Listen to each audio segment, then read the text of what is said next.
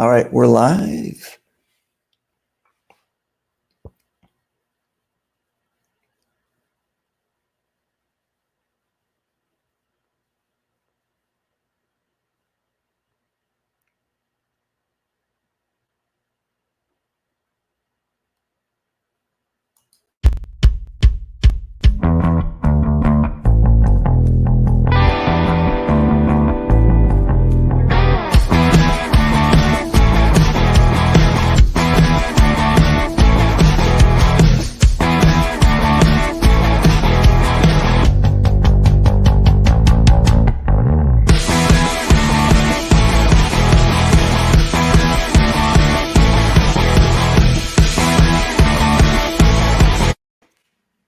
Oh, sorry.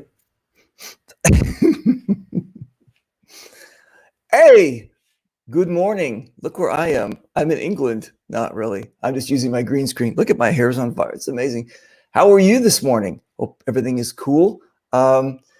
This is going to be a early morning show for me, but a afternoon show for a friend of mine in jolly old England. And I've been wanting to do this one for a long time. I want to highlight a really cool cat of mine. He was basically my babysitter every time I went to the Euro Big game. He was like basically my handler. He made sure that everything worked out. And you know, when you travel, you need that kind of stuff. Sometimes you need kind of like, well, you can just basically jump like I've done a lot of times. I just jumped and just started doing it. But if you're going to be going to like a big game and everything has to be organized, and there's got to be kind of like an order to things, then he's the guy that basically that took care of that situation. And yeah, I'm just really blessed to know this guy, to still be friends with him, and I want to introduce you guys to him. He's just an amazing guy. So let me bring this here. Let me see what our chats are saying. England's already they're saying the subtitles are going to be required. Maybe we'll see. All right. Hey, oi, Oi! oi. What's up, brother, man? How we doing, buddy? I'm fantastic. All right, that's all the time we have. See you later. Take care. Bye. All right, so Paul Banks, it says in your name. Tell everybody who you are. I'm Paul Banks. Yes, we know you're Paul Banks. Why is it that I was just waxing poetically about some person who just picked me up, some stranger who picked me up at the airport and babysat me? Why you out of all the people? Who are you? Who are you? Who were you? What's going on? Well, I was Paul Banks. I still am Paul Banks, but You still are Paul Banks. Yeah.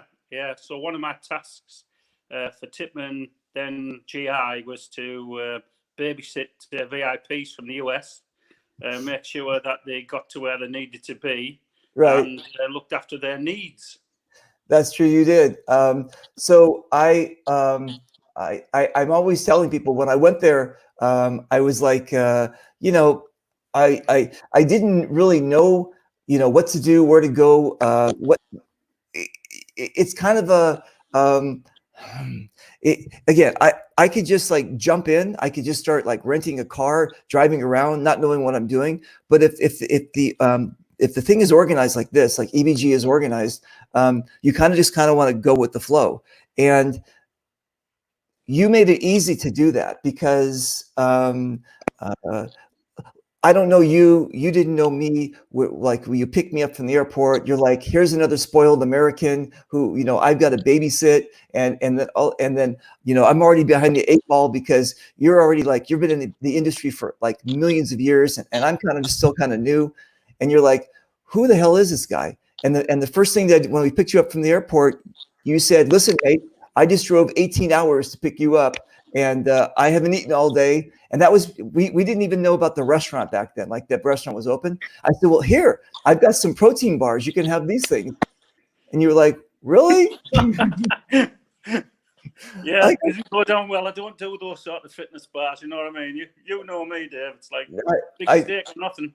Yeah, exactly. That's not going to fill you up. But no, but I was like, yeah. I mean, listen, I really appreciate what you're doing. You're uh, y- my basically my fate is in your hands, kind of thing. And I really didn't know anything about, like, what I was getting myself into. You had been to Euro Big Game for a long time, though. You've been there plenty of times, so Yeah, you knew everybody, you knew all the people and everything like this, right? yeah. I mean, to be fair, I didn't know what to expect when I turned up the airport. I was told by my boss at the time, which was Brent Cunningham, who was absolute great guy, and we spent a lot of time together. And he said to me, he said, we got this guy comes over, he's going to, go to the big game and do some promotion for GI, and I need you to look after him. And I went, oh right. So of course, because I had to take all my teching equipment, because I was teching at the Euro Big Game, I sort of got there with like a full car, and then you turned up with like a gazillion bags, as you normally do, all the shit you need to give away, and yeah, just bags and bags of stuff, and we managed to sort of leave them into the car. Could have done with a transit van, to be fair. Yeah, and that's true. and then sort of headed off to get something to eat. But that sort of first meeting was, Yeah, yeah. To be fair, it was strange, but I could see straight away that the only interest that you have in this whole experience was to grow paintball. That was from day one. That was what your intention was. And then as I got to know you better, during that particular first occasion, that first day and that first sort of 4 days, I then believed that GI had actually made a bit of a gain, because to be honest, I don't think GI were particularly great at big games. So to have someone like you come along and just be there for the players and for the game was something pretty much unheard of in the UK. It was all about earning big bucks and trying to drill the GIs and the Vulcans and the Dies of the world for as much money as they could get, and and literally spend not a lot of time with the punters. But the one thing about you, my own experience with you, is you were definitely not Davy Big Bollocks. You were not the guy who sort of turns up, swags about, and then just wants to get off down the pub. So for me, from day one, I thought, well, this guy's worth spending a bit of time with and make sure he achieves his objectives. So from my point of view, it was a great first meet. wow, thank you very much. Yeah, it's hard when like, especially, listen, I'm going to tell you, I'm from California. I'm the LA, avocado yogurt, free love kind of guy, and the English can be very very kind of sarcastic. Like, let's prove yourself, let's see who you are, right? And so I'm already coming into the situation that, like, I've got to, like, prove myself to you and prove myself. And I said, what do I got to prove? I'm just me. And you, like, come on, when are you going to drop the facade? When are you going to be like, when are you going to pull your pants out and show your huevos? And I'm like, what are you talking about? I don't know who you are. What do you want from me?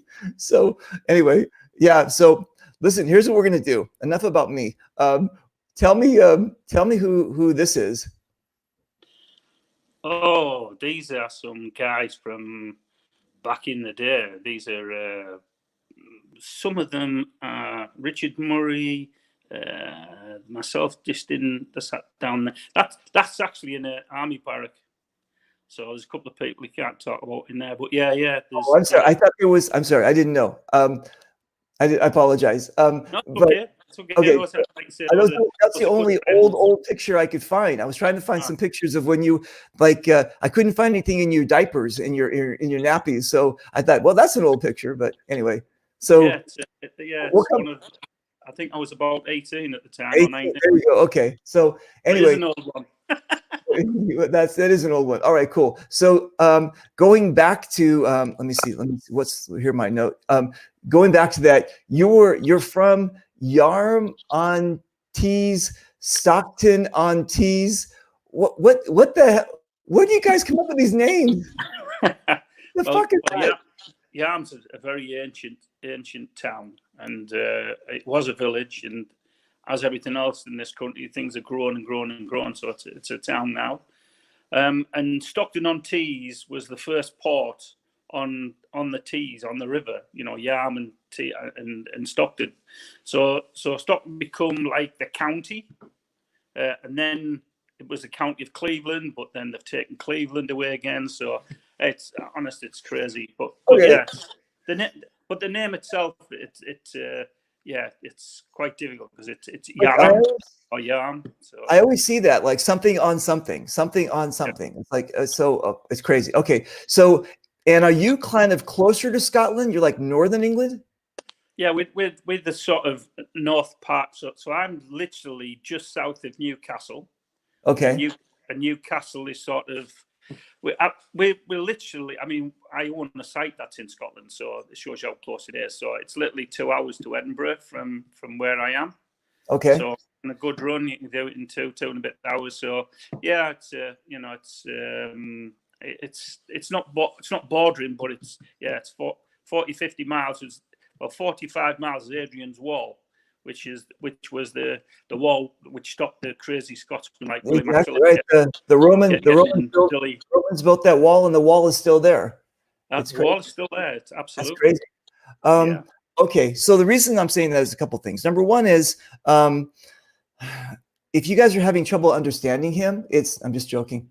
He's like, it's crazy. When you think about the English accent, right? There's the posh, what is it? The posh accent. Then you have the Cockney accent. Then you have the Liverpool accent, right? Then you have the accent that's closer to Scotland, which is kind of yours, which is the Northern England kind of accent. And the thing is, when you first meet Paul, he has that kind of really thick kind of thing, but then when he starts to whoever he's talking with, it kind of adjusts. And so when he's talking to me, it kind of like loosens up a bit, whatever. The thing is with Paul and his accent, when I started traveling with him, he didn't really even need to speak. I learned so much from this guy. We would go to like we went to our hotel, and it was like usually these really small kind of bed and breakfast kind of hotels, and he didn't really speak that much German. But he was able to communicate with this woman, even with his heavy accent. He was able to communicate with this woman what he needed to get across. She understood. And it was like almost like a dance without music and without sound. And I'm like, this is amazing. This guy has this ability just to work with people. And I was like, how did you even get the, he says, even with my, and I'm like, this is amazing. So you've got this talent, you've got this gift to be with people, to you know what I'm saying? You've got that one of those things where you just love working with people. I think you're either a people person or you're not a people person. And I think the key to most people who are like myself is the fact that you've got to love life, love everything around life, and just sort of give it. People will pick up on the fact that you're either a negative person or you're a positive person. That's and true. If you're a positive person, then people interact with you almost straight away. Exactly. If you're a negative person, then people tend to stay away from you, So for me, if you give off the right vibes, then I know something that this is also key. If you're a positive person, and there's 3 types of people. There's people who watch things happen, there's people who make things happen, and there's people who wonder what happened. Okay? So if you're a positive person and you make things happen, then what happens if people come to you, they engage with you, and they want to be, they want to help you solve your problem, So when I always remember my interview with Tippmann, and one of the questions was, what sort of language do you do you speak? And I said, I speak English and I speak paintball. And those are the only 2 languages I think you need in this particular industry. And everything else, as long as you're passionate about what you do, people will engage with you when you will solve the problems that people have. I mean, I have no problem at Euro Big Game working with those great German players. We have players from all over Europe go to Euro Big Game. And, I fix every one of those guns, and You not did. one of them has a problem. There is the language barrier, but not one of them goes away with the gun that's not working, because we work through everything together. As soon as I understand, then I can fix what they need to have fixed. So yeah. Yeah, so no, I agree. You have that ability. You have this people person type of thing. And the reason I was bringing up the accent and your location is because you have to drive. You have to drive, like you said, with your. I don't know what that wagon was. It was kind of like that was before you had the Tippmann van thing. That was like a the Volvo. Yeah, and it was packed. But you're driving pretty much like what, 18 hours? Yeah. 18 hours to get there. I mean, I used to have to go south to pick up parts before I headed, and then I'd have to go via Calais, which would take me into Belgium, which allowed me to go to the warehouse to pick up what I need to pick up, and then from there I'd head over to Eurobig. It would be probably around about 12 hours drive if I went from Hull, from where I live, into Hull, and got the overnight at the Zeebrugge or to Europort. So it would be easier, but nothing was ever easy because we had to always, replenish parts and make sure we had everything we needed. And that could all be done from one of our warehouses. So that's true. It's amazing. It's just amazing to me that when the Euro big game ends, I'm home before you are. That used to always be one of the jokes when I drop you off at the airport. It's like, exactly, I'll be home before you. Yeah, you'll be sat having breakfast and enjoying life at home, and I'll be still have about 3-4 hours left to drive. Unbelievable. All right, so let's do this. Who's this? Right, so my wife is on the right, which is Wendy, and then there's myself, and then next to that is Sam, which is Thomas, my son's partner. And then next to that is Sophie, that's my daughter. And then to the left of her is Neil, which is my son-in-law. Wow. So you have a boy and a girl. I do. Yeah, I have a boy and a girl. And my daughter, she has 2 little girls. Well, so they're sort of 12 now, and they're the twins. But yeah, Lily and Neve, fantastic. My son's partner has a little boy, Joseph, who is just like one of ours, And then she's just announced the fact that she's in child, so there'll be another little Banksy running around, No. So yeah, so everything's exciting. Dude, that's amazing. All right, so you're the first to know about that, by the way. First to know. Wait. Oh, okay. It's all family and friends, so live. No, nobody watches my show. Nobody watches my show anyway. Nice. So how long have you how do I say this? How long have you been in the London Tower? I'm sorry. I meant marriage. Marriage. Well, it's 40 years this year, just gone April. Wait, I'm sorry. Maybe I didn't hear that properly. What did you just say? 40 years, 40. Jesus Christ. Are you serious? Congratulations. Absolutely. So in February I was 60, and our anniversary was April, which was 40 years. So been married since we were 20. Wow. Oh my God. Was it like high school sweethearts? Where'd you guys meet? Yeah, we met at school, but yeah, it sort of went on from there, really. I mean, her father was my Sat Major, so yeah. Dude, that's crazy. All right. It certainly was. Nice. Very, very cool. And then did you guys, were you born in the area that you're in right now, or did you guys move to there? I was born in this area, so I've lived here all my life. But Wendy, she was born in Birmingham, and her father was from London. Okay. So he was a West Ham guy, and then Wendy moved to the northeast when she was about 5. Nice. Very cool. And then when did you drink the Kool-Aid and get involved in our sport? So 20 years now. So I've been about 20 years. Right. So I've been a site owner for 20. Yeah. My son's been running the shop BZ Paintball for 15 years. So yeah. So 20 years ago, and was there like a park or something that you could go to? When I came out of the military, my OC, or Colonel in Chief, was a guy called Lord Craythorne, and he had some land. So I was with the Yorkshire Regiment, which was a local regiment, but he was our Colonel in Chief, and he lives not far from where we are. He had some land, and I went to see him and asked him, if I could rent some of the land off him, and he agreed. It was an old shooting, like clay pigeon shooting area.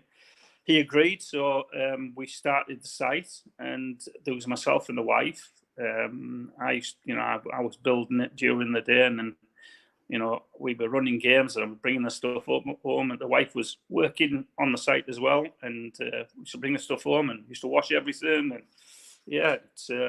we sort of built it up, and then my son was at school at the time, Thomas, and he wanted to sell equipment, so he started buying stuff in from the US and selling out his bedroom, really, and then he bought this big shipment, so we had to give him the garage.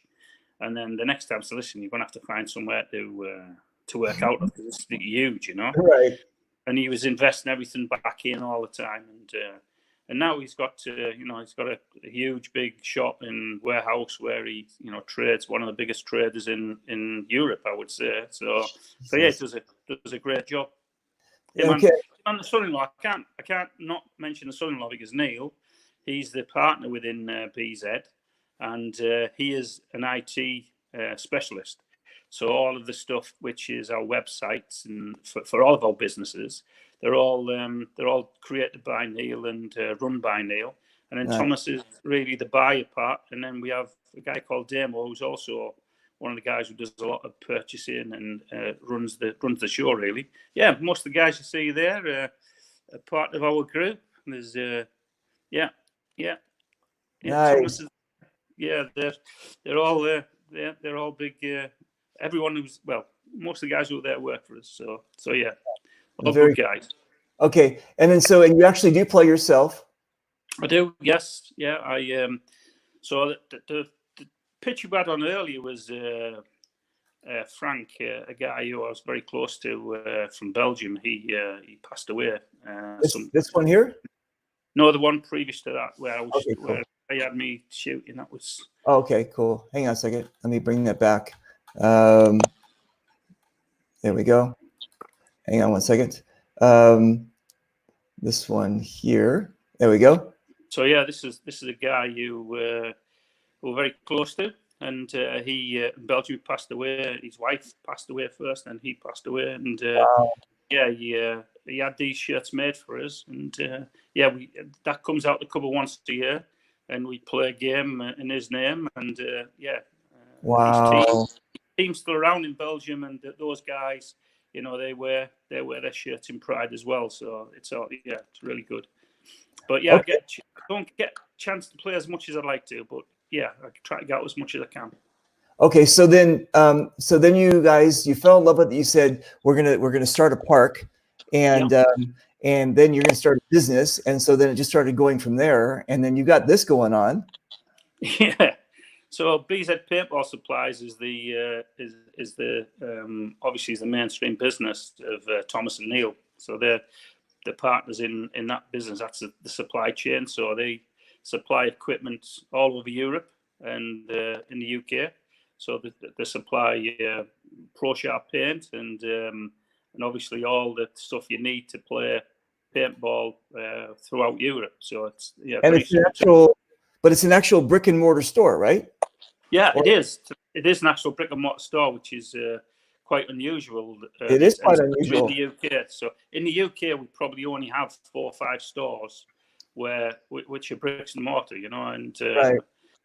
So it's quite unusual. But something? I think if you're buying a piece of kit of some of the values that they sell, if you're buying something for £1,500, £1,500, I think you need to pick it up and touch it. Yeah, exactly. I agree 100%.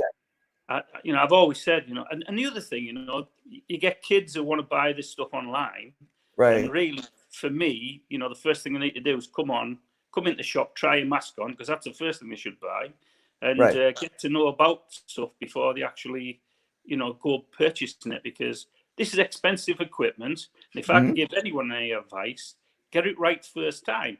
Right. Go out, play, come back, go to a store, pick something up, get the chance to play with it or get the chance to look at it and feel it, and then purchase it. Because if you have to sell it second hand, you're not getting anywhere near the value of what it was when you first purchased it. So That's get true. it right first time. Get it right first time.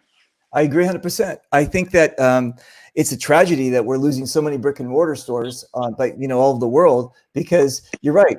People, I found my stuff for the first time at a garage sale. I didn't even know what the stuff was, 2008. And we were at a garage sale, and the guy had to convince, well, my son was playing with, but the guy, he said, it's great. You should. I'm like, what the fuck is this stuff? So you're right. It's great to get it in your hand and go. And then the first time I played, obviously I fell in love with it. But just looking at stuff online, you're right. They can't touch it. They can't feel it.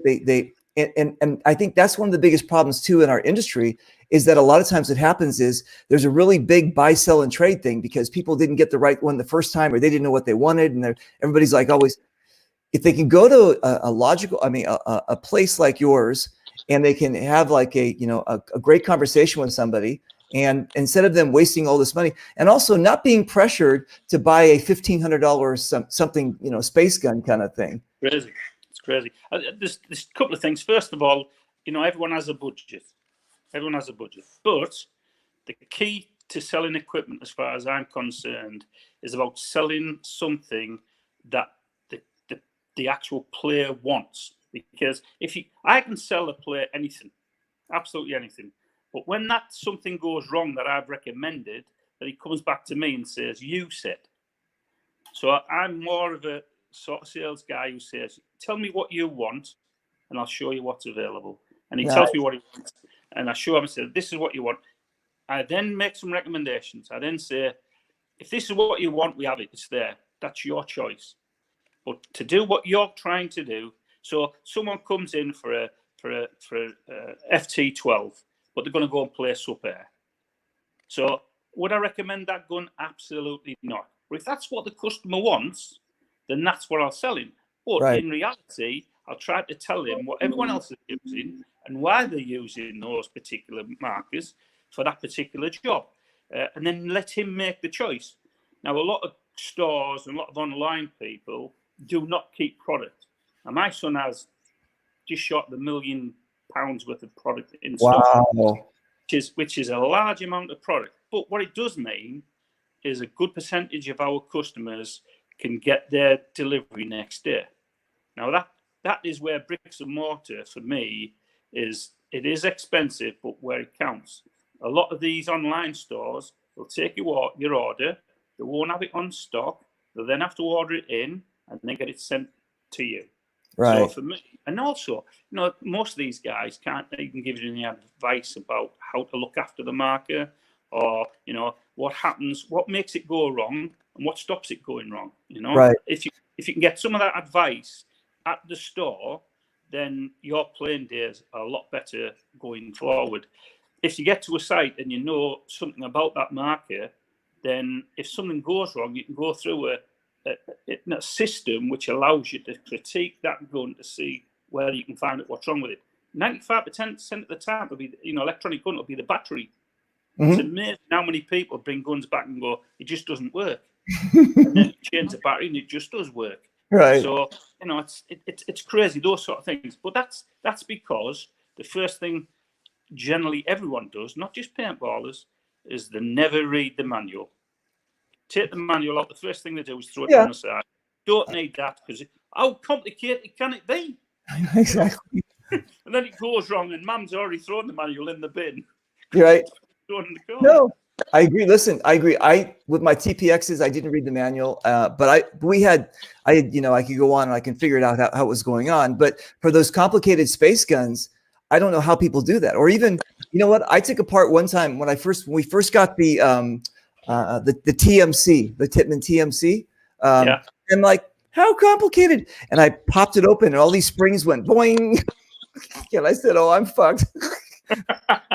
So for me, it's, again, if guys take a little bit of time to read the manual, right, and shows you how to strip it down, then those springs don't go boing normally. But there's a procedure for doing it, and there's shortcuts. The shortcuts to everything. But until you get your head around how the whole thing works, it's hard then to implement them shortcuts.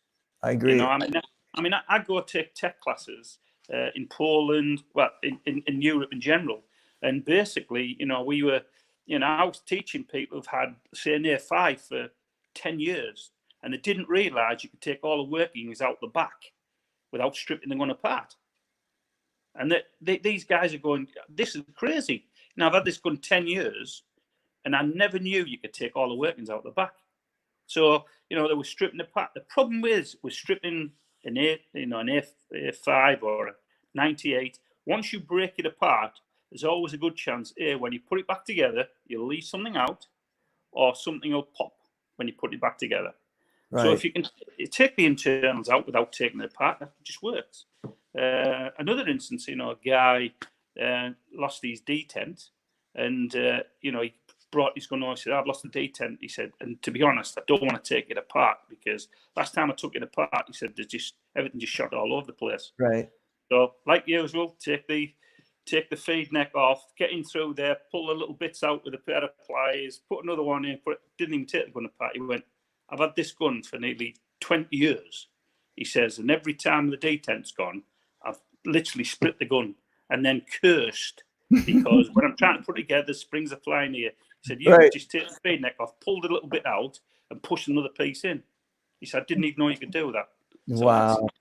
That's years of people trying to find shortcuts to actually make the job easier. So that's amazing. Listen, we've got some people watching, like this cat. He wants some subtitles. My buddy.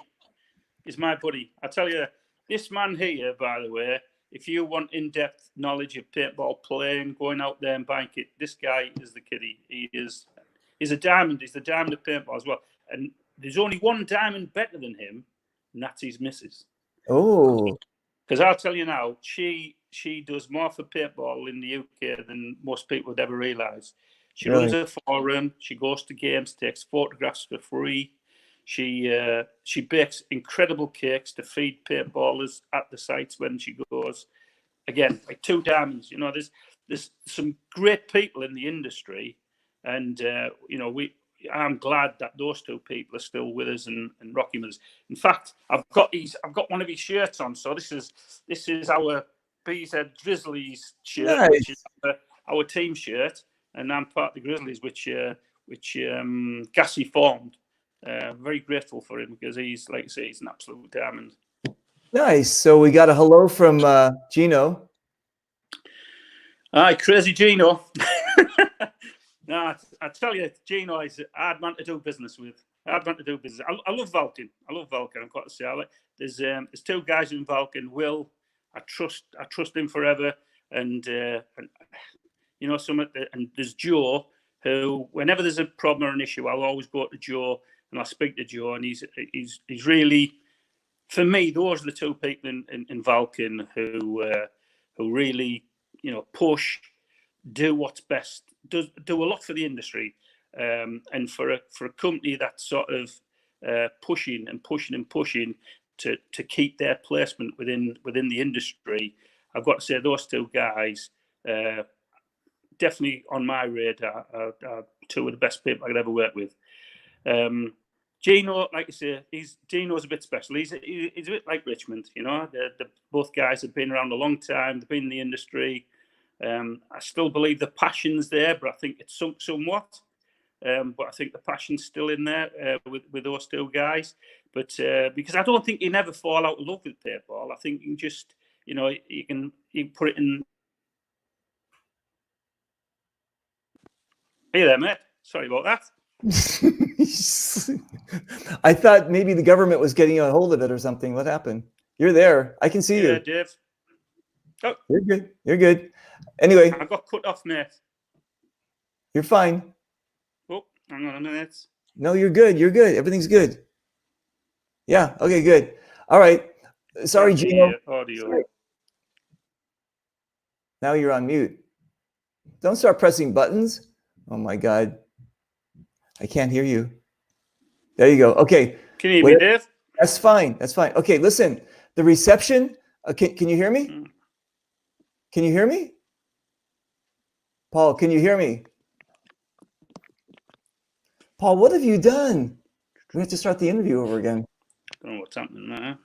Can you, Paul? I can hear you. Everything's good. Everything's good. I can hear you. Yeah, good. Can you hear me? Okay, we're good.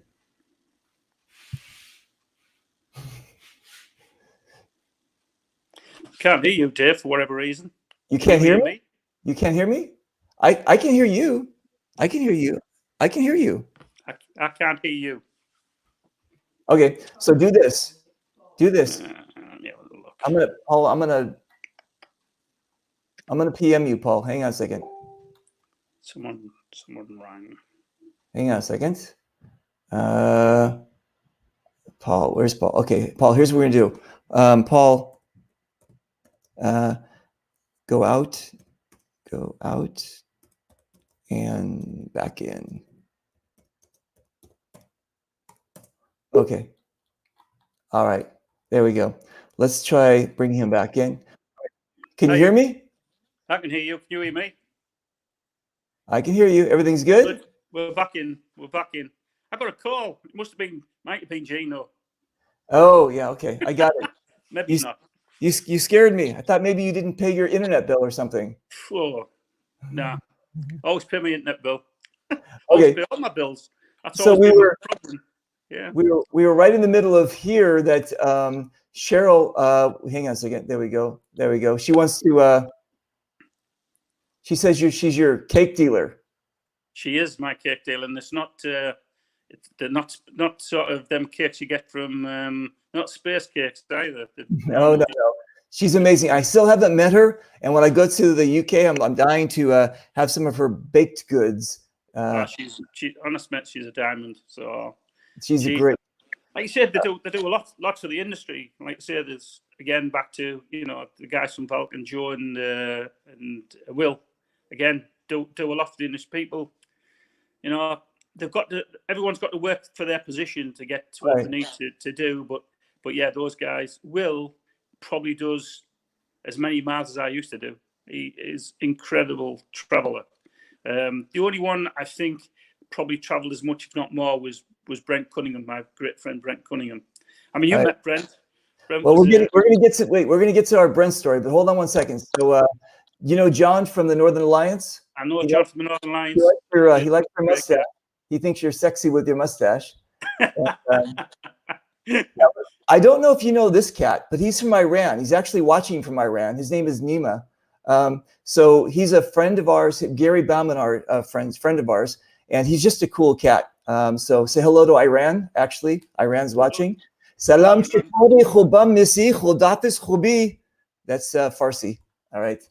Anyway, so let me just do this. That's our hellos.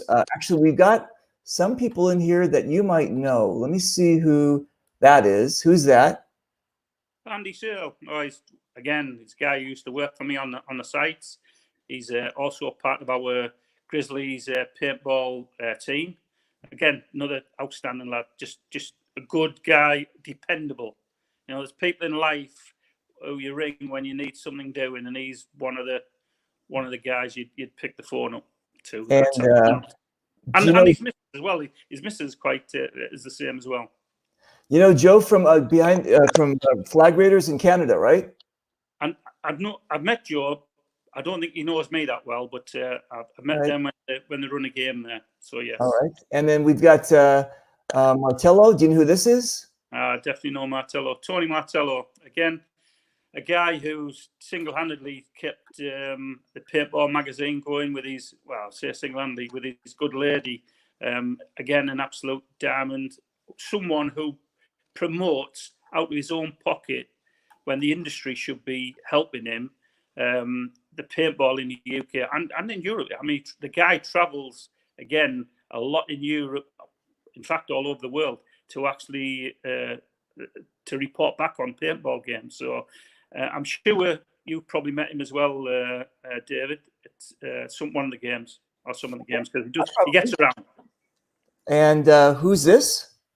He's one of my team guys from SES. Again, SES is a huge team in the UK, but also a big team in America and Canada. And this guy runs the team along with his team commanders in the UK. Again, a good promoter, a great promoter of the game. Okay, so let's do this. Let's jump forward a bit here. How did you become like this a master tech? How were you able to like fix anything? To be honest, it's quite a funny story when I started. So basically, we'd already been teching for quite a lot of years. So I'm a great believer. If you sell something, you should be able to fix it. That's always been, the ethos of BZ Paintball. So basically, everything that we sell, we can fix, or we can work on. That's for sure, and get it right. So from that, I then started working 15 years ago for Tippmann. What happened was we went over to it was a game, or I can't remember which game it was now. But basically, myself, my son, and Neil turned up at this game, and Eric, who was the super tech for Tippmann, he was the teacher. Eric Garbers? Eric Garbers, yes. And Eric said to me, he said, listen, tomorrow, 10 in the morning, and we'll do you the tech course just so you can officially be techs. We know you're pretty clued into to what's going on. So we turns up at this game. First thing in the morning, there's a queue. Seriously, there's a queue outside the tent, and the walls were rolled down, and the queue must have been 40 people waiting for the Tippmann techs to turn up. So we rolled up the canopies, myself, my son, and my son-in-law, and we started teching all of these Tippmann guns. So we teched them and out the go. Anyways, about an hour later, the techs turn up, and this queue's still there. Obviously, we still do a lot of people. As people were going, people were coming. And Eric turned up. He went, I don't think we'll bother with that tech class. He says, I think you're pretty well clued into what you're doing. So that was our Tippmann tech course. Throwing at the deep end, just getting on and doing what we need to do. And then their techs took over. And the guys had a heavy night the night before. And they turned up a little bit late.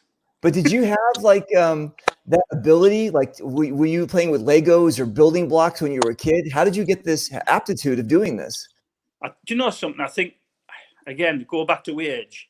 I think my era, we were always into stripping car engines down and doing things, So mechanically, I think everyone of my age, my era, always had the ability to turn the hand to doing little bits and pieces. So from a young age, I was building engines, taking guns apart, and doing bits and pieces. I was doing a gun tech course in the early days. So for me, it was fairly simple sort of jump over from that to paintballing guns, and as long as you understand how they come apart, it's fairly simple, to be honest. Right. I mean, there's very little that can go wrong, and when they do go wrong, it's either repair it by putting a new part in it, or I think that the worst part about paintball gun breaking is the knowledge you get from the people that bring it to you. So, for instance, you get a kid comes over and you go, "What's the problem?" He goes, "I don't know. It worked this morning, but this afternoon it won't work." So I go, "Okay, have you had it apart?" "No, I never touched it." So okay, so it was where it's not working. So you start at a particular place, you strip the gun, you find that the front bolt has been put in the wrong way around. So this thing can't, from the morning to the afternoon, jump out the gun, turn itself around, put it back in. So when that kid comes back, you go, "You're a liar. Basically, you've told me lies. You said you hadn't had it apart." Right. It says, "And this bolt here was the wrong way around. That's why it wouldn't work." Right. But you start from a different place in taking that gun from the information you've been given. Right. So if someone comes over and they're truthful to you, then you start from a different place. So you look at it differently. Right. The problem is with this kid turned around to me and said, "No, I told you I never had it apart." I said, "It's impossible." He said, "No, my mate's had it apart, but I haven't." So his mate had taken it apart and just sort of, put everything back together the wrong way around. But at the end of the day, like I say, for me, it's a very simple process. And also, if you're learning to be a tech, just learn to, as you strip something down, put it methodically in a place so you can back build it. If you see what I mean, but it is a simple process. There's nothing about those guns. Most people are just lazy. So, you know, I've got guys come over and bring guns to me, said it won't work, and it literally just needs a clean. You know, right. Most people don't clean their guns. Most people just throw it in the bag and then it's done with it. I know a lot of people that with the TPXs, with pistols, I mean, they're like, they haven't done anything in like a year or two. And there's like, you know, it's just inside. But let me ask you this. So this lady came all the way from India to help you, and you work on her gun? She didn't come all the way from India. We went to India. I know. So Palmer, her and a good fellow, they both own a site in India, and we travelled. Myself and Brent travelled to India to it was like a expo, so it was a promotional thing for outdoor activities. And again, these people have had a really rough time getting licensing and, you know, receiving our products into India, because they're almost categorized as a firearm in India. So they had some real issues, but these people have worked hard to literally get Tippmann, and they only sold Tippmann products. So there are a lot of people around the world just want to sell Tippmann. It was amazing what's been on my travels. I mean, when I started in the industry, when I started working for Tippmann, I would say 60% of sites, well, 50% of the sites in the UK were Tippmann, and 50% were, I would say, Inferno, and there's other oddballs that were out there, obviously Spider and things like that. Right. And I would say 3 years after I started with Tippmann, 95% of all sites in the UK become Tippmann. And that was not because I was out there. Well, it was because I was out there, but I was out there visiting the sites, but I was proving that you could earn more money with a Tippmann gun than you could with any other gun. And regardless of what anybody says, you know, that it's about, for me, it's about how you run your field and how you earn your money. And a lot of people think it's a dirty word to earn money from a paintball site. But trust me, people come and spend their hard-earned cash at a paintball site, and they go to work to earn their money to come and spend their money on site. The way we pay our mortgage is by running the site profitable so we can pay our mortgage. So, and a lot of people think it should be, something you do for nothing or cheap or whatever. There's nothing cheap about paintball. And it's a business. At the end of the day, it's a great adventure. It is. I agree. Okay, what we're going to do with the audience is we're basically going to tell them how our two trains came together here, and the conductor of both trains is the Brent Cunningham. And so basically, what happened was 2015. I went to Living Legends. Eric Garber. They sent me to Living Legends, and I was hanging out there, and Eric really didn't know me. I had been sponsored by Tippmann since 2008, and they really didn't use me for anything. And then when they started kind of watching me grow in, the celebrity thing, then he brought me out for Living Legends. And I was working with, I was working in the booth. I was helping them organize things. I was doing more than just standing around, right? So then at the end of the event, Eric says to me, listen, I'm going to introduce you to this guy named Brent Cunningham. He's our international sales guy, and he'll be giving you a call. Just that. And I go, okay. So about 3 weeks later, I get a call from Brent, and he goes, hey, Eric told me all about you.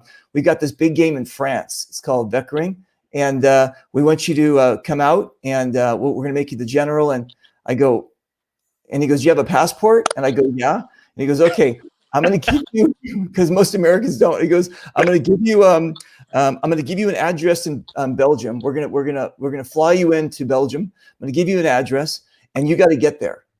And I'm like, what the fuck? It's like one of those. What are those like that? Those racing, those things where they a scavenger hunt. I'm like, I don't know what I'm doing.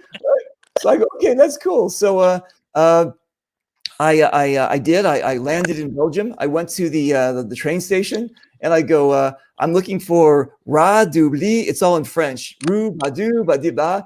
And the lady goes, yeah, okay, okay. So we get on the train. I get off on the stop, and all of a sudden he's there waiting for me. And I never met the guy. I'm like, I mean, you know. And then he takes me to, I call it the Anne Frank house. Have you ever? Did you go to the house in Belgium? Absolutely. Absolutely. You have to go, there's no elevator. You have to go like up 5 flights of stairs. And then just when you think you're done, it's like another, like, it's like an attic, right? And I'm like dragging this fucking, you saw how I pack, right? I've got like 5 bags, look like a fucking hillbilly. And I'm dragging all these bags, bump, bump, bump. I get up there and then, and I'm jet lagged. I don't know who this is. I mean, he puts me in this room. So like your brain is all like, and then he brings me to the next morning. We go to the warehouse, and I get to meet everybody. And again, I just jump in. I start sweeping. I start helping out. I start organizing things, and he's watching me, you know. And I don't, you know. But did you meet Pierre? I met Pierre, right? And I met who's the other guy that always get lost? Let me see. Hang on a second. Let me just bring this up here. Hang on a second. There we go. Who are these people? There's Brent there's Brent behind you. Brent, me. There's I can't remember what they call them. Hey, this is a problem of being 60. You know, I know. This was a tech class, but this was. So that's Brent Cunningham behind us in the green shirt. He's very quiet, but the thing is, though, he was a powerhouse in the industry. He was respected everywhere he went, right? Let me tell you, you know, the industry took a great hit when Brent Cunningham left GI. People don't realize that guy was the most professional sales guy I have ever had the pleasure to meet. Let me tell you that the guy was a great planner. He was a great forecaster. And this is where things have gone wrong in the industry. People, you know, in our industry, people can't forecast it. And you know why? Because these are paintball players. Most of them are paintball players. Mm-hmm. They've come to the paintball industry. They're coming in, but they don't know how to forecast. They have no idea about forecasting. This guy come from outside the industry, loved the industry, but had all the talents required to actually run the company. In reality, he is the CEO we should have had in the past for me, because for me, the guy had all the talents needed to actually run the company. So for us, I think within industry, we missed out on that guy doing what I think we would have been, I think, in a different place now. And I know the industry's taken a turn, and there's a lot of things that wouldn't, has happened, and there's things that obviously are beyond our control. Mm. But things that were in our control, if you looked at some of the key action sports stuff, the amount of product that they had in the cave and stuff like that, stuff was just stacked high, and that's about bad forecasting and not getting things right, And the one thing I say about Brent, he's gone on to work in another company now. He works for a paint company, believe it or not. I know, that's the joke. That was the big joke, is that he's still in the paint industry. He's still in the paint industry, but that guy, he knew how to forecast. He looked at everything, and he could work things out. And that, for me, he was a deep thinker. He never made quick decisions, and he definitely got more right than he got wrong. A lot more right than he got wrong. That is for sure. So and the industry's in now. Again, he's doing an absolutely outstanding job. He's grown the business in the territories he's in. So he looks after the rest of the world. He's grown that business, and I would have expected nothing less, to be honest. I would have expected he's not a used car salesman. He's just a very quiet guy. But you know what? When he walked into the room, everybody knew who he was. Yeah. And it was and I told him one time, I go, dude, listen, I'm walking around with you, and I'm going to these rooms, and when I go into the room, all of a sudden everybody's like, it's Brent, right? But I said, how does it feel to be like you're connected with GI and everybody knows who you are? You're like the biggest guy in the room. He says, I'm not. He says, everybody's the biggest guy in the room. He was just like, so, you know what I'm saying? He was just so humble and so nice. Absolutely. Great guy to have a beer with as well. When we were in Belgium, right, we were walking around in Belgium, and he was always looking down, and I'm like, dude, do you know where you're going? I go, do you know where you're going? Why are you always looking down? Because I need to look forward. He goes, I'm looking for dog shit. Because everybody just lets their dogs, and he goes, I don't want to bring it into the house. And he goes, look out, look out, look out. I'm like, okay, I got it, like this. So we ended up going to Veckering, and you know how it is. When did you meet Mikkel and his father? What's that? Mikkel and his father. The Dude, owners. I met them, and hey, did you know that they're Jewish? Absolutely. That was how I made a bond with them, and I was like, wait a minute, this is Shabbat. What are you guys doing? Yeah. And so, but anyway, yeah. So basically, what happens is we get to Veckering, and they do what they always do. They just let me off my leash, and they say, just go be a Reaper. And then I was like, that was like my first introduction to like Europe, but also to fans. Really, people started coming up to me and wanting to get pictures, and it was just this amazing situation. And I ran with the ball. I mean, I was like, let's do it. Let's do a Tippmann challenge. Let's do a pistol thing. Let's do this. Let's do that. And Uncle was there. Michael was there. Yeah. And he was the first. Yeah. And so we hung out, and then I really got to learn about the Germans and them. And also there was another guy called Blackjack. Do you remember Blackjack? I don't know if it was, he had some kind of clothing line. So he was there. And then Aztec from paintball, from Canada, he was the opposing general. So I got to meet him, and it was just this amazing thing. But the cool thing about Brent was, I go, Brent, how far is Germany from here? He goes, probably about 20 minutes. I go, can we go there? He goes, I go, yeah. He goes, listen, I said, listen, I'm really a historian. I'm really a history buff. He goes, so am I. I go, that's amazing. So we left the game, right? I mean, it wasn't like, it was a 3-day game or something. So like when I was there, it was just kind of mostly just signing autographs and shit. So we left the game. Hello.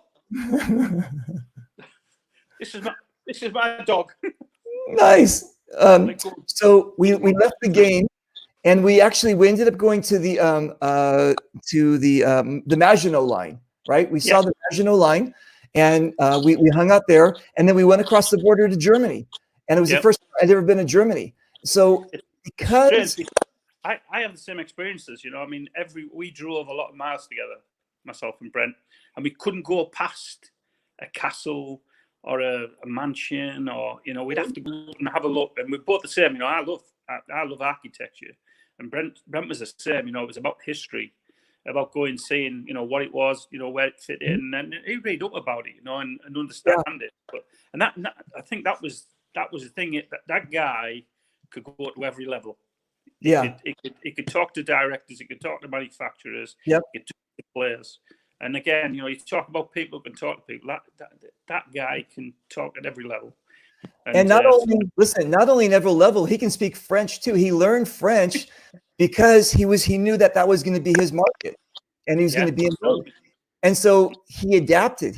And I go, we were having dinner one time, him and I go, how'd you learn French? He goes, well, it was easy. I just started doing it, but I realized that for the business, I had to do this.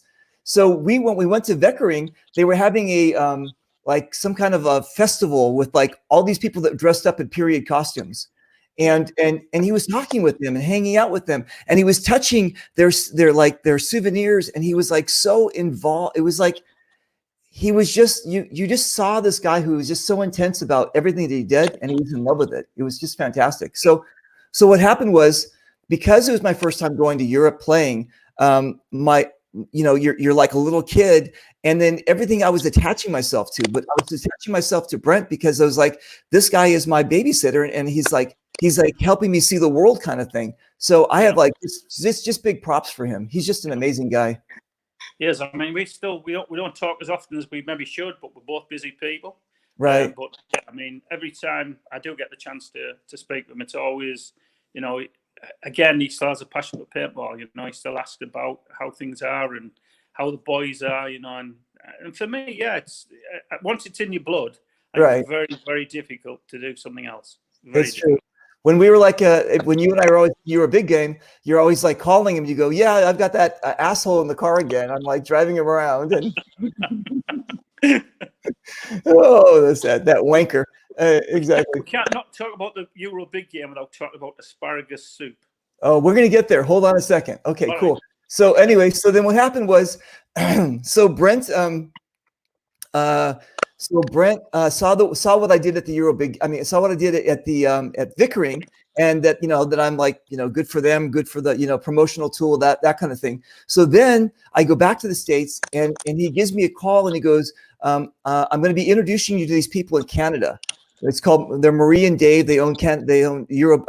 They own the D-Day, and we want to send you there. And I go, okay, so I'm on the phone with them. We're talking, and then they're doing the same thing. They're waxing poetically about Brent and things like that. But what Brent did was he made all of these connections for me. He made all of these things happen. And so that I went to the Euro Big, I went to a D-Day, and then they fell in love with me. I fell in love with them, and we started, this great relationship. And then the Euro Big Game happened. So then he again made that connection. And then when I got there, that's when I found out that I picked you up, and then you said, I think you and I found out at the same time that's when Brent left. Yeah. And I was around 2016, I think, when 16 when he left. Yeah, and I was like, wow. And we all we just took a moment to absorb what just happened, that he left, the company and everything like that. And then, so then you picked me up. We went to, we had dinner. We went to the Euro Big Game, and we started getting organized and everything like that. And as we were driving to the Euro Big Game, you said, we're driving to Malwinkle. You said, you see these fields? And I said, yeah. And you said, these fields are asparagus. And they had all these coverings on them and everything. And I go, why are they all covered up like that? And you said, well, with the asparagus, there's two kinds. There's the dark green kind and the light green kind. And I go, this fucker knows too much about asparagus. He's like, why does he know so much about asparagus?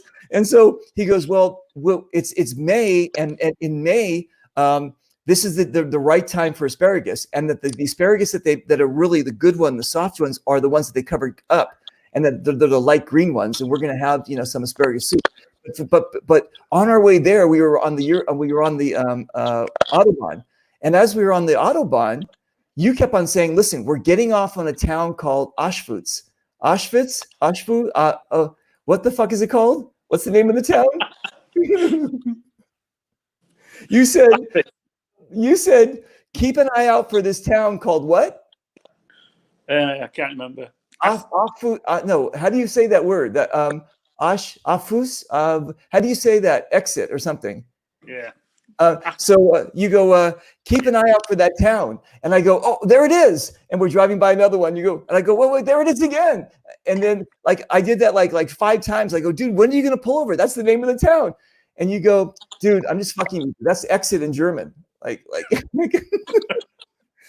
oh, you asshole. Anyway, so Brent then I've got to say, Brent did that to me. And I said to him, how fucking big is this town? We must have drove for about, I don't know, like 100, 200 kilometers. And every 20 kilometers you saw this exit sign. But he told me it was a town. I'm like, how big is this town? It's big. The town's too big. There we go. Right. So there we go. So what happened was we went to a restaurant, and we said, and Paul goes, okay, I'll have the soup. I'll have the cream of asparagus. Asparagus. And I go, I love it too. I'll try it. And dude, I fell in love with it. I got hit hard with that. It was just amazing. So every year that we would go back, we got the soup. Now, this picture here is a restaurant that we go to all the time. This is the little hotel restaurant that we stayed at all the time. It's about 10 minutes from Malwinkle. And I fell in love with the soup so much that if you look at my bowl and look at his bowl, so I started getting the American bowl, which is 3 times the amount, and with the butter and all that kind of stuff. And so Paul was kind of pissed off about that. So you got the adult portion. Yeah, I got the huge American portion. To be fair, I remember that meal. What happened was you decided to get the big portion, and then, because that was a starter, the main course, you ended up putting into a serviette and taking back to your room because you couldn't eat it. I did. It had so much soup.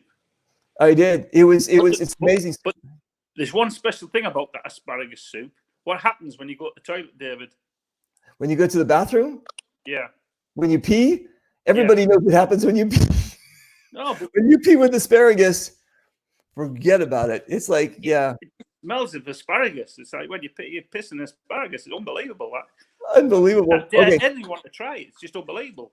this I is can't- this is when we first checked into that hotel. That wasn't our first hotel that we ever checked in. We first checked into like a bed and breakfast kind of thing. And we Oh, first checked in. That's when Paul realized that I was crazy because I had the lady who worked there. I said, "Here, put this on." She said, "What is was?" And I said, "Just put this on." So I had her put it on so I could take a picture. And then Paul goes, "Oh, this guy's going to get me in so much trouble, right?" But yeah, so that lady, by the way, ended up doing your washing as well. Can you remember that? this is the same hotel, right? Yeah, This was the that's first it. time. And she ended up doing our washing. And again, she didn't speak English, you didn't speak German, but you were able to communicate that you wanted hard-boiled eggs, and because you kept on pointing down at your pants. No, I'm joking. You said you wanted hard-boiled eggs, and then she came out with it. And so this is our first breakfast together, and we had Dirk. Dirk was he actually plays American football in Germany, and he's German. Yes. But he was your right-hand man as far as Tex was concerned, right? Well, he worked for a company called Paint Supply, Yeah. which is in Berlin. And if when we were super busy, he used to come down, he used to help us down at Euro Big Game at when the company could afford to employ someone else as well as myself down there. And he was number one tech. He was really good, really, really good. If anybody has any problems with a marker in Germany or in Berlin, that's Paint Supply place to go and speak to our friend Dirk there. He'll look after you. The thing about Paul is that Paul will work.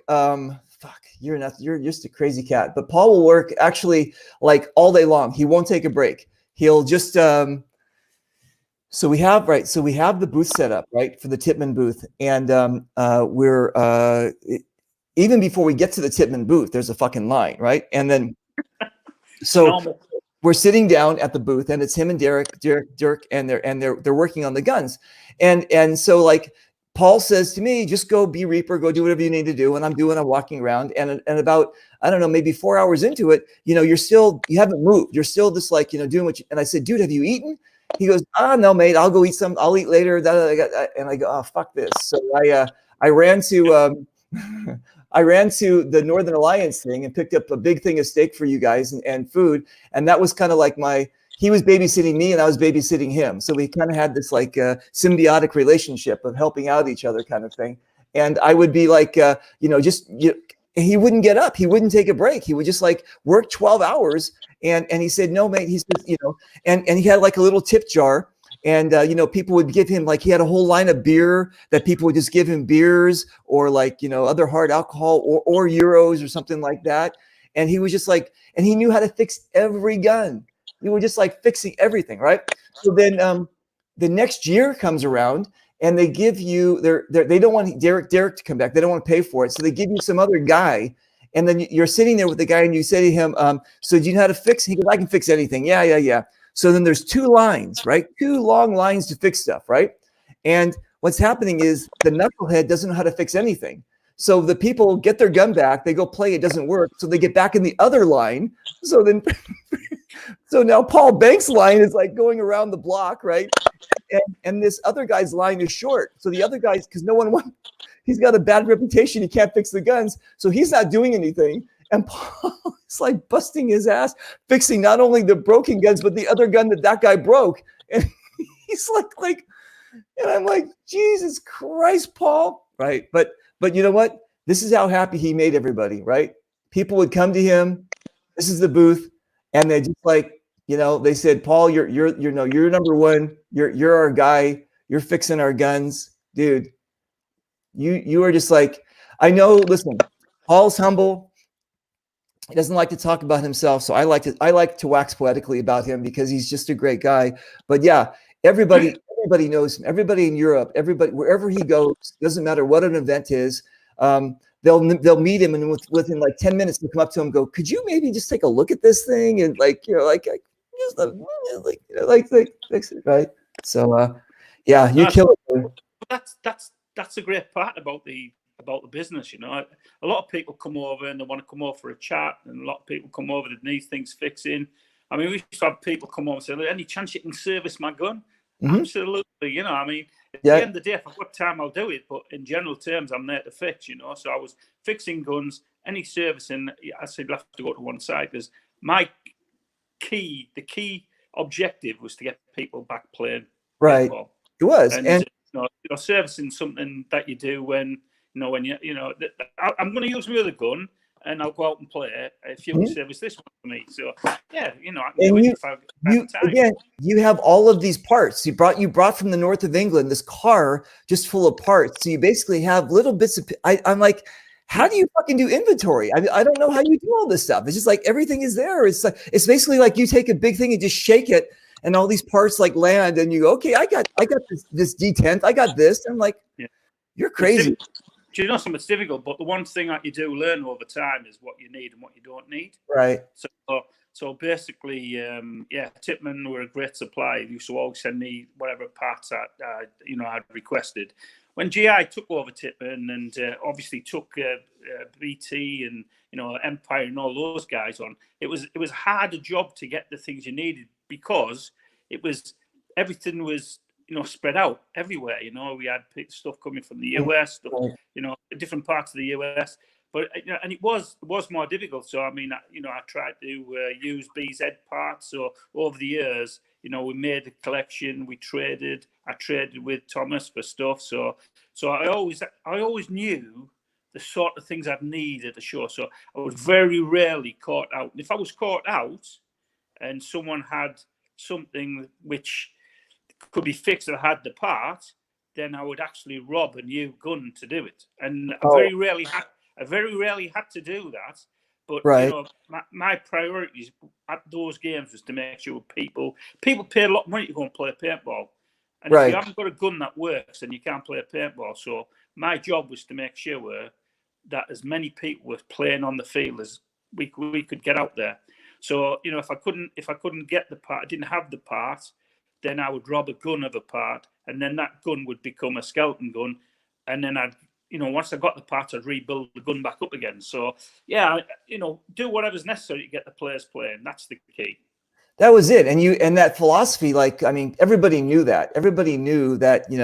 It's like you weren't like, okay, yeah, give me 10 euros and I'll take care of it, kind of thing. You work on the fucking gun for a couple of hours just to get it done, and you were just like, yeah, I'm in. Let's do this kind of thing. Yeah. Do you know something? I mean, the guys were more than generous. I mean, at the end of the day, they brought me food, they brought me drinks. I'll be honest with you. It comes a stage where you can only drink so much, but I would never drink during the day because obviously it was yeah, I wouldn't be able to be falling off my seat. So, right, no. From WSS, guy Thomas, Thomas. I know. And those guys, they looked after me. They were always popping over. Do you want a drink? Do you want water? Do you need gas? So, and I had great relationships with everyone. For me, if you haven't got those relationships, it makes it very difficult to do your job. Very difficult to do. And I tell you now, that Euro big game, although there's lots of people, can be a very lonely place if you haven't got any friends. So, what you do need to do is make sure that, you gang up with people and you have a great time. Being lonely there is something that you don't want to, it shouldn't be happening, that's for sure. And I find it very strange if someone tells me that they're not becoming part of a group whilst they're there, because it's a great place to meet people and have fun, that's for sure. Right, it is. It's hard to explain to people. Again, when well, here's a picture of you. This is our first Euro big game. This is when you picked me up, and look how young you look there, David. Look how young you look. I know, exactly. It was oil Valet. I use it on my face. Yes, you have to use it. You have to use it on your face and not your hands. All right. But speaking of the Euro big game, so this was like one of the first pictures. Okay, so I didn't know who this guy was. He came over, we started chatting, and then all of a sudden, yeah, he told me who he was. He's very quiet, you know, like Brent, very unassuming, very quiet kind of thing. And this is Manfred. Manfred passed away last year, and he actually was the owner of Eurobig Game, and he basically took me under his wing too. And he said, "Listen, if you're a friend of Brent and or if Brent and Paul vouch for you, then you know you must be okay." And so you guys vouched for me, and he got to see what I did. I mean, he saw how I was promoting the game and everything. And so, yeah, he's another one of those like pieces of my history that just like, you know. Let me tell you now. This is a man who, you know, the world is a worse place without him. That's for sure. Yeah. The guy was for me. He was a super guy. You know, he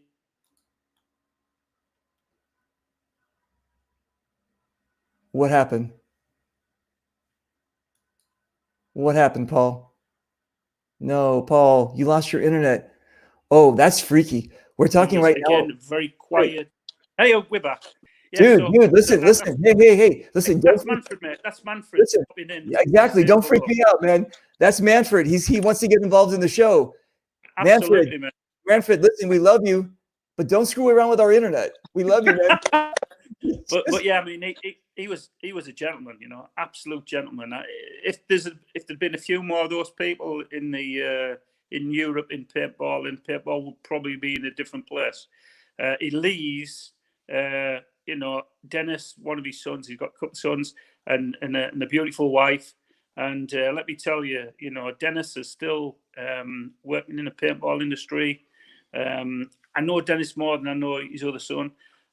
He runs a site, and he's still, you know, a big part of the Eurobig Game. Yeah. So again, you know, he leaves a legacy there for his son, his family. But let me tell you, you know, it is a sadder place without that guy. That, you know, he could, you know, within Germany, he had a bit of a reputation. You know, a lot of people in Germany, I wouldn't say disliked it, but didn't like his methods, some of his methods. But I'd tell you now, he was, you know, for me, and I can only speak as I find, he was an absolute gentleman. He certainly helped my son and my son-in-law in their business to help grow their business, and he always gave them great advice and always looked after them. And you know, which is something, you know, is rare in this industry for me. You know, there's not many people would have done what he did with my two kids. So for me, you know, I'll be eternally grateful for that guy and what he did for the industry and for my two kids. You know, when I fly over the world and I do what I do and I bounce around, and I'm kind of like I kind of treat this as like I'm the an uncle who gets to go to like this location and play with the kids, and they're not my kids, and then I can like send them back. You know what I'm saying? So I don't have to get like too involved in the politics, and I just kind of bounce around these different games, do what I do, get to know the park owners, hang out, and have a great time. And I don't have to learn about the politics. I don't have to learn about the backstory and that kind of stuff. And you're right. There's a lot of people that didn't like Manfred. They didn't like the way that he did his work.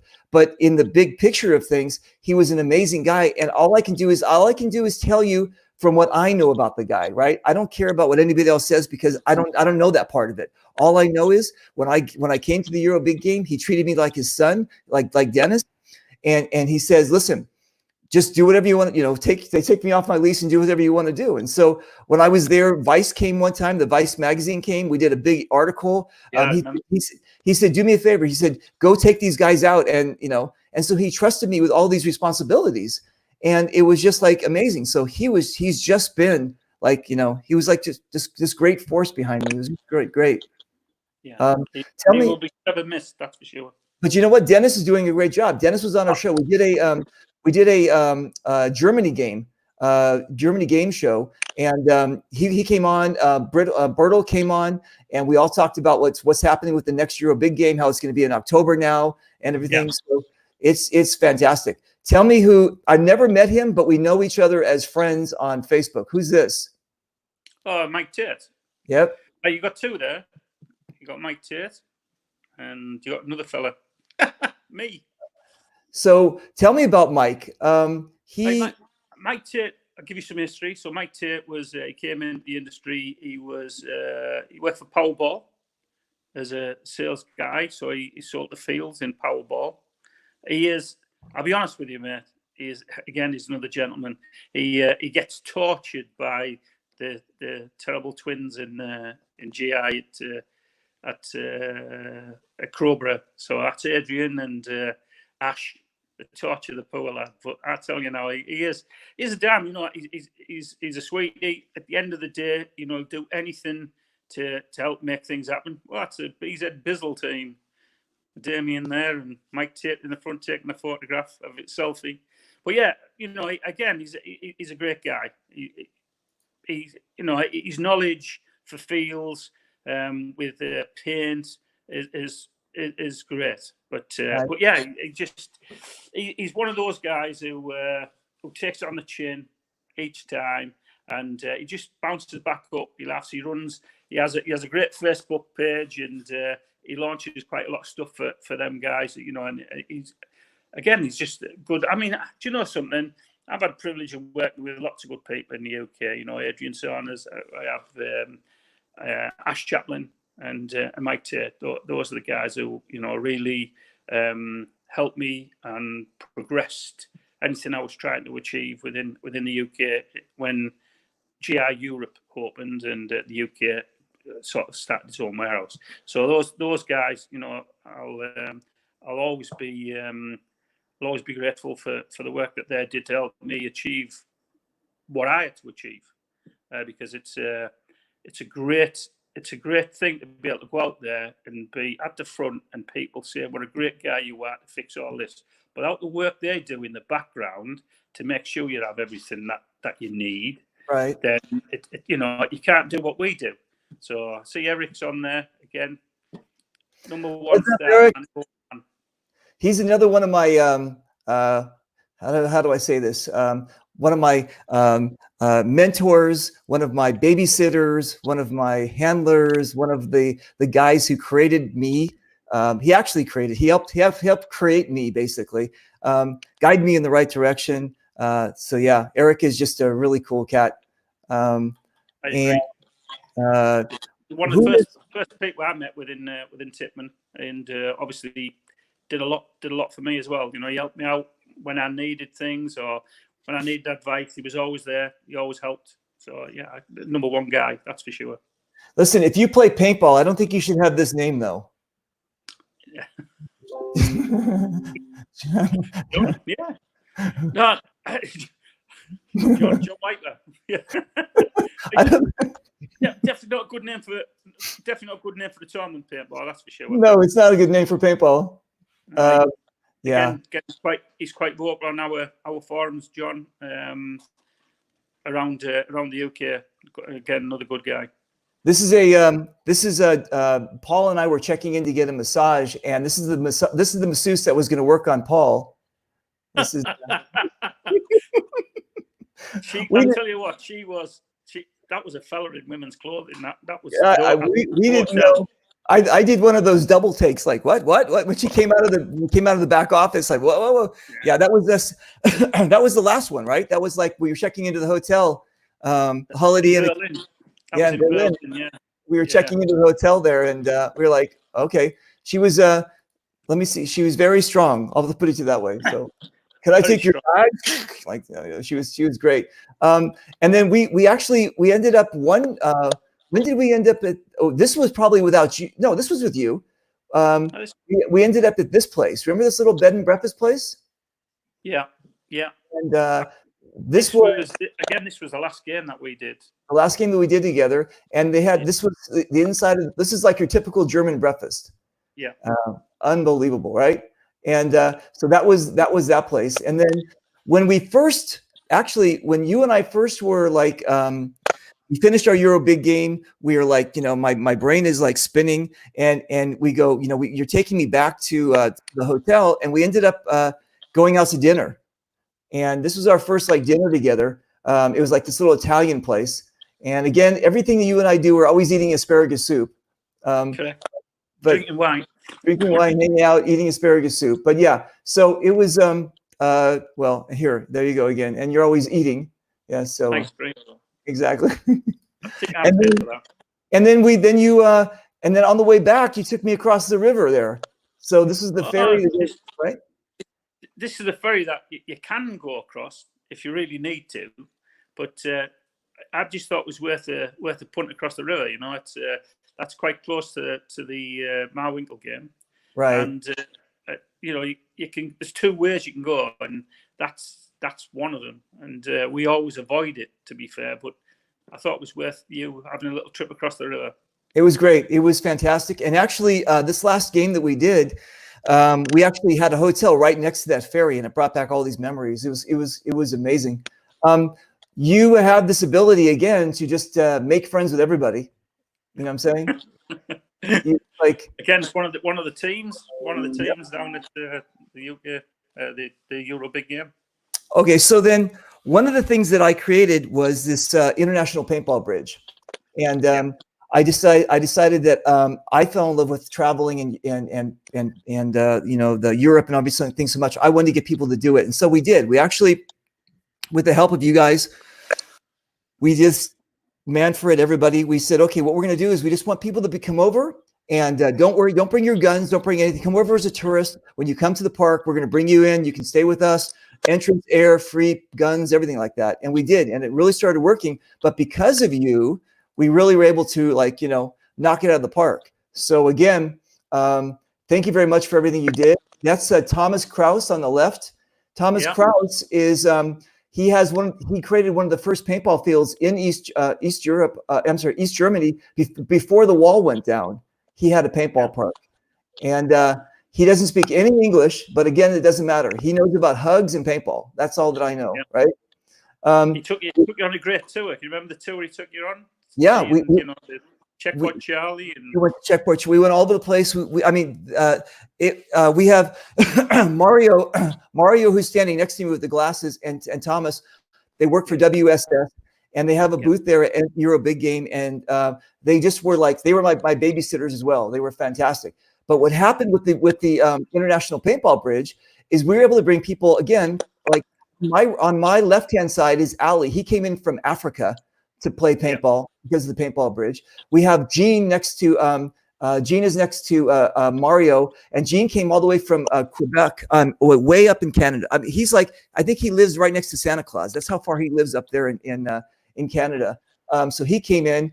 We had our other friend here from Germany, and then we have you. And so you gave me that freedom, that ability, that direction, and that guidance to say, you know, just go do whatever you want to do, kind of thing. And so all my crazy ideas, you were just like, you know, just try it, just do it. So you were like my big support. So again, thank you very much, my friend. Absolutely not a problem. It was always a pleasure, to be honest. It's for me. Watch my craziness. For me, it was always about, you know, what's this crazy dude going to do next? You know, it's. I remember the cards. So I don't know whether you remember the time you were a big game when you brought the cards with you, and if a kid shot you, you used to go up and give them a card. I still do, right? These kids thought you were going to go after them, so they carried on shooting you, and you're going, "No, I'm going to give it a card. I'm going to give it a card." Stop shooting me, right? No, and then every time I'd go back to the booth, you go, "Listen, man, your fans are looking for you. They want something." And I'm like, "Okay, I'm just going to sit here at the booth," and you know, we started doing it. But yeah, it was something special. The Euro Big Game is something special. And speaking of the Euro Big Game, it's going to be coming up in October. And we're going to see you there at the Euro Big Game, right? October 15th. I'm going to speak to Dennis and see if we can make the trip. I know Gassy and a few other guys were making the original trip, and I don't know what's happened with the date. Nick Tutor, who's another friend of ours, was going to go do this trip with Gassy. But yeah, hopefully, if those guys can make the trip, then we'll do it together. If not, then I would like to obviously do that trip. Again, whether I go out there to do some teching or not is a different matter. But if I can do it, and if it's fixable, I'll fix it. Right. Just obviously, we haven't got the backup services at tip and every. You know, I don't think you should go as a tech. I think you should just go as a player and just hang out and just, you know what I'm saying? and No, just brilliant. I'd love to just go as a player. It's the first time I would have been able to go out there as a player, and not work. But again, you know me, Dave. If I say I know you can't. You'll figure out some way to do it. Listen, I was told that you guys are really fond of leprechauns, right? Leprechauns. Yeah.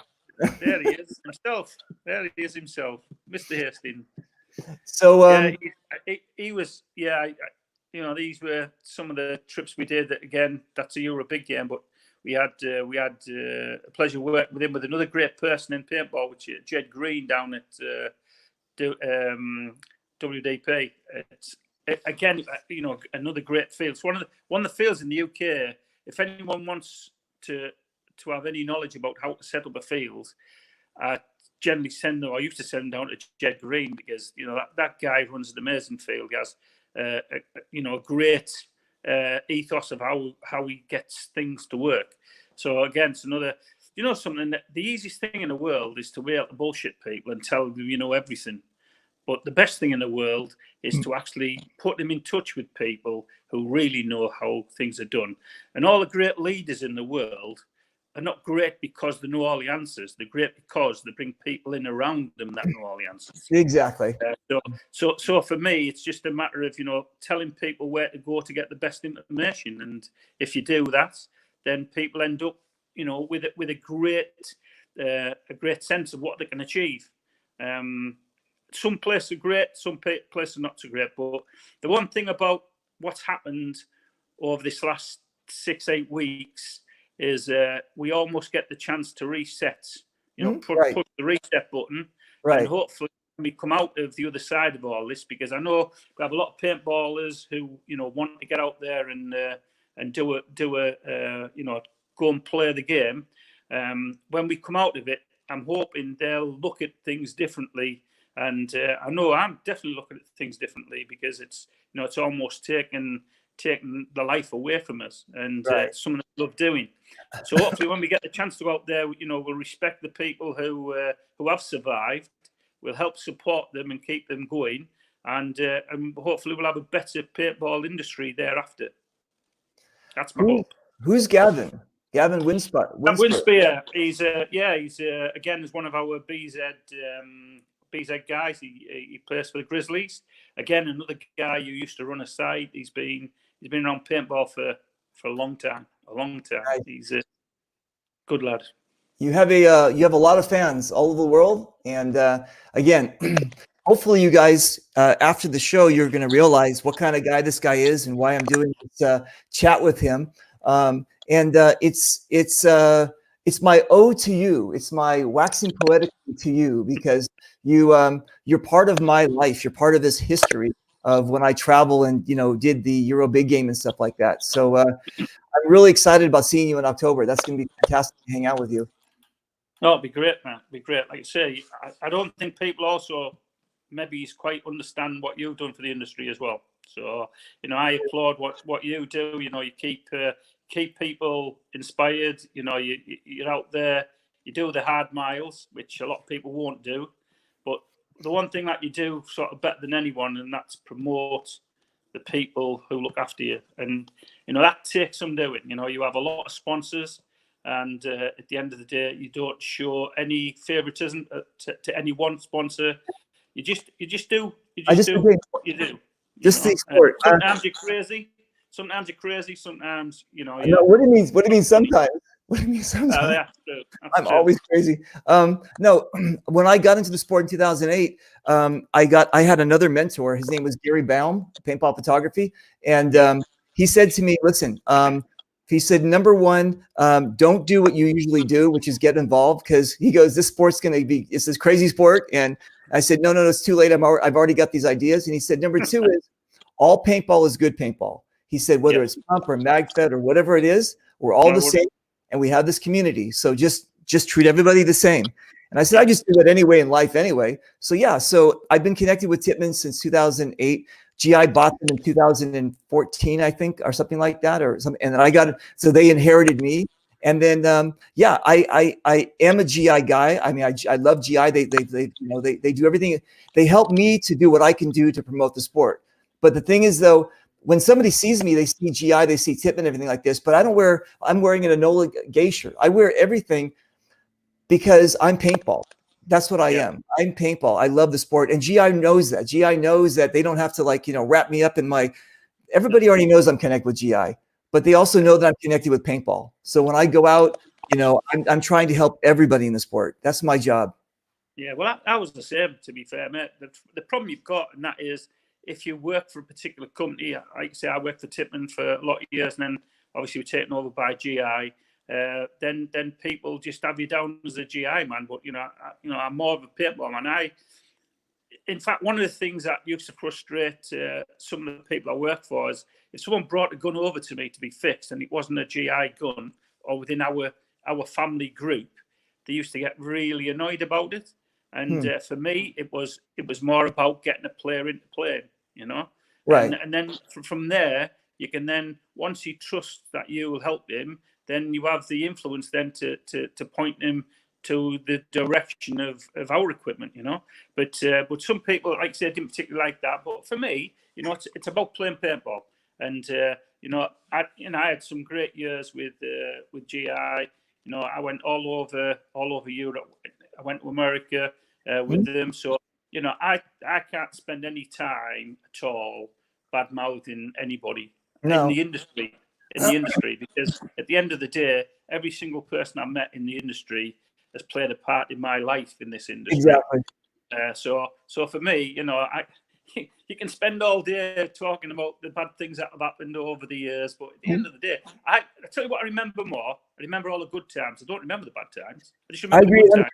I think that again, like I don't get involved in politics when on these forums and everything like that. There's people like GI and Valken. They're fighting over copyright and like I don't even care.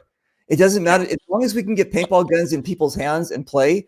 I don't care about what's going on in the back end of stuff like that. And it's crazy. And again, people come up to me a lot of times like, "Oh, you're with GI. What do you think about?" And I said, "I don't know. Listen, I've been to the factory in Quebec. I know Louis. He showed me how they make the paint. I fell in love with all that kind of stuff. My job is that. My job is to make paintball go forward and not get bogged down in politics and bullshit.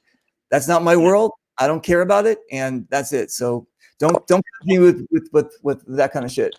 Well, I was the same as a tech. Didn't matter to me, I mean, at the end of the day, I was a tech, so you don't have to get involved in politics. I mean, a lot of people say that because obviously my son owns BZ Paintball, I was BZ man. And at the end of the day, I mean, I worked for BZ for some time, and whilst he was running it, but BZ comes from Battle Zone Paintball, which is mine, the wife's company, which now has 4 shareholders, my son and my son-in-law as well. And basically, we have Battle Zone Paintball, which has the fields. We have Top Gear Karting, which has a karting centre. We have Homeside Park, which is a kids' activity centre. And then we have another activity centre over in Scotland. So for us, and then we also have a Hangover Weekends, which is our stag and hen business. So for us, I'm still a part of all that. I'm still a part of all that. Right. And I'm lucky to be able to still be in paintball, even though I've come away from GI. So for me, a lot of people have come away from GI, and then that is the end of their paintball career. But I started with BZ, and I'll finish with BZ. So that's the sort of circle. That's a circle. No, you are connected with it, and also the other thing too is, like you said, you do have your hand in a lot of different pots, which is fantastic. You're constantly doing everything.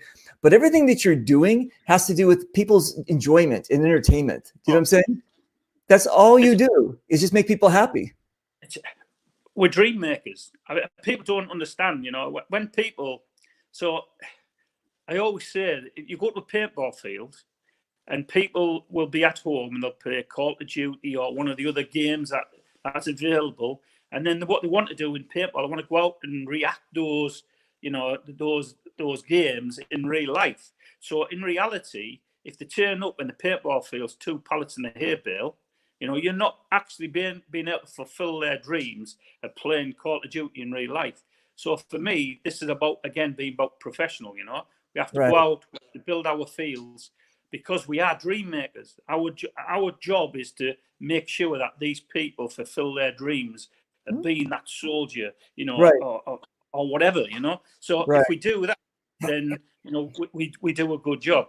And then there's the Gavin Winspears and the Gassies of the world who just like to go and play paintball and have a good social type event. You know, Right. their dreams and aspirations of the Call of Duty and things like that. That doesn't apply to them anymore. You know, they've done all that, lived that. Now for them, it's a social type event where they go meet up with some guys, have a few beers. I mean, our Grizzlies team, they go out and they'll go to the local pub and they'll get together for a team meeting. And really, it's about getting together, having something to eat, sitting down, and just being good friends, and chatting through things. We then go to a game and we can do the same thing, So for me, yeah, there's different streams of paintball. And on the tournament side, something like yourself, I don't think, I've never been a choosy about the games I play, but in reality, I've only ever played scenario at any type of level, MagFed at any type of level. But for if I was to go to tournament, I would absolutely get tortured for a start. But the other side, we have a big guy who played for us called Dave Watson, and the guy is a giant, absolute giant in the game. And I tell you now, he played tournament paintball at a decent level with his team, and he used to have a great time. And again, for me, it doesn't float my boat in the way I play and what I do, but I can see the attraction. I like my sort of my adrenaline rush to last for 6 or 7 hours, not 6 or 7 seconds. Because that's about how long I'd last in tournament. Exactly. No, I'm with you. I'm 100%. But again, I've got some great friends in there. I've got friends, the Tauntauns, who are one of the European, greatest teams. So we have lads from the Lucky 15s from the UK. Again, fantastic people, great friends. Do anything for you. Ainsley, who runs the CPPS in the UK, the guy's an absolute diamond. Anything he can do to make things happen for you, he'll do it. Now that's real judgment of a character who wants the industry to grow. Right. He will go out. He will go out on a limb to make something happen. Wow. There's not many places, not many people that do that, but he's one of those guys. So again, great kudos to the guys who play tournament paintball, the guys who run that tournament paintball. But you know something? I've always said it. That style of paintball legitimizes the people who play the war games in the woods. So for us, for a government, I mean, we have something called the UK Paintball Federation, run by Don Logan. Ainsley's there. And Ledsy from Planet Eclipse. Those guys do a major job of keeping the industry safe in the UK. And let me tell you, again, they're not paid to do it. They work tirelessly to send letters off to the government to make sure that we are safe. And and they'll be the guys who will open up the industry again in the UK Paintball Federation. So for me, these are the unsung heroes of the paintball industry who don't ever get mentioned, and we have to start recognizing these people. So what they're doing. What we need to do, Paul, listen, I'm doing an Aussie show. I'm getting a bunch of the Aussie paintball people together, like Parks and everything like that. I've done a German show, Northern Alliance show, whatever else. Help me out. Help me to organize an England show, a show about England and the paintball players and the people that we're talking about. Can you help me do that? Absolutely, man. There's a Okay, lot of people out there who need a pat on the back. That's for sure. Let's do that. Let's get a show together so we can introduce everybody to the world of paintball in England. Okay, man. Absolutely. Yeah. So, do you know this guy? This guy keeps on stalking me. Michael. Michael's again another down. Patchworks. He keeps on stalking me, this guy, Michael. If you guys remember, Michael was he was our German chef for our international paintball, international cooking show. Michael is our German chef, so looking good. Everybody likes your mustache. Yeah, he makes all of our patches for BZ as well, and some of the other stuff that because we have another side of our industry now called BZ Tactical, which is airsoft side of the business, and he makes a lot of patches for those guys as well. So yeah, again another stalwart. He's an amazing cat. Just love that guy. Yeah. Listen, people are loving your mustache. Yeah, so I like to say, I'm growing. Who's, I'm going undercover, mate. Who's Rick Anthony? Rick Anthony. He says, not used to seeing Paul with lip fuzz. Cheers, Rick. It's very All right. kind of you. Okay, so listen, Paul, we're going to get together. We're going to do a show for the paintballers of England. Yeah. You're going to help me organize who we can get on the show. We'll take care of that. Yeah, so I guess you guys, the next time you'll see Paul and I together will be in October in Euro Big Game. And is there anything that we left out? Do you think that we missed anything, or? Yeah, for the UK guys, please help support the North v South Big Game. That'll be the first big game of the year after the coronavirus clear up. Those guys again, you know, they've had to cancel their game and put it on again later on, you know, back end of August. So again, please support Jim and Tim down at Warp Sports with their game, and hopefully our last game of the year, big game of the year in the UK, will be Pacific, which will be down in the London area. So again, Mayhem Paintball. So please help us support those guys, and let's get out there. Let's, you know, when we can, let's get out and play paintball. Respect the people out there, respect and help them rebuild their businesses. Nice. Okay, you guys, listen. Almost a 2.5 hour show, but you know what? This guy, I could talk forever with this guy. You guys, listen, thank you very much again for watching this show, supporting the show. Thank you very much again, Paul, for coming on the show. You're loved all over the world. Obviously, you saw everybody's popping in to say hello to you, which is fantastic. Paul, don't run off. Don't hang up. I'm gonna end the show. We're gonna chat for a little bit afterwards. Okay? So you guys, thank you very much, you guys. We got another show coming up, I think tonight. I think tonight's I forgot what show it is. I'm doing so many shows. But anyway, you guys, be safe. I'll chat with you soon. Let me play my goodbye video, and adios. Adios.